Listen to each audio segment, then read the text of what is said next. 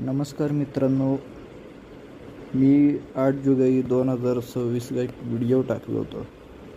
MSBTचं फोटोकॉपीचा निकाल पार्ट 2 म्हणून. मित्रांनो, मला त्याच्यावरती 2-3 जणांची कमेंट आली की त्यांच्यासोबत पण सेम झालं आहे.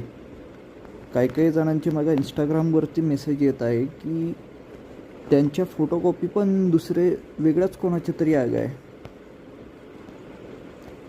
आणि मी मित्रांनो एक मुद्दा उचलत होतो की आपले जे मुलांनी पेपर चांगले लिहूनही त्यांना फेक रिझल्ट आला ना, तर आता मित्रांनो मला आता त्याचा एक मला त्याचा पर्याय भेटला आहे.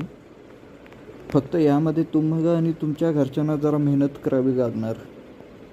जर परत तुमचं रिव्हॅल्युएशनमध्ये फेक रिझल्ट आला, फोटोकॉपीमध्ये जर तुमचं पेपर चांगला आणि पासिंग प्लस मार्क दाखवत आहे, तुम्हाला काही नाही, फक्त तुमची फोटोकॉपी आहे ना ती घेऊन जायची, PDF सेव्ह करायचा आणि MSBTचं जे बँड्रागा ऑफिस आहे तिकडे जाऊन त्यांना आपल्याला क्लेम करायचं की आमचे असे मार्क आहेत, पण तुमच्या या शिक्षकांमुळे आम्हाला फेक रिझल्ट आला आहे.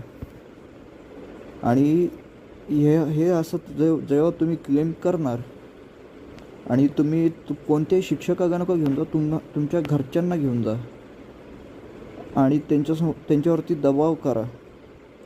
मग बघा तुमचा रिझल्ट कसा चेंज नाही होत. पण हे त्यांना पण पटलं पाहिजे. आणि जर एकदमच तुमचे आन्सर बरोबर असेल तरच हे होईल, नाहीतर नाही होणार. 1-2 मार्क वाढत असेल तरी पण नाही होणार.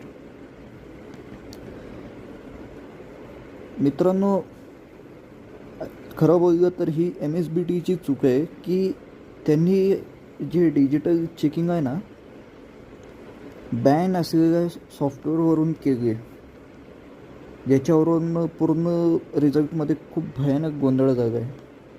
आणि असा गोंधळ करणं हे काही बरोबर नाही. आणि MSBTने मजबुरीचा फायदा उचलला आहे. जसं रिव्हॅल्युएशनसाठी तुम्हाला झक मारून फोटोकॉपी मागवायची लागेल, त्याचे 600 रुपये वेगळे, परत हे वेगळं. असं MSBTने आहे ना चांगलंच तुमच्या मजबुरीचा फायदा उचलला आहे.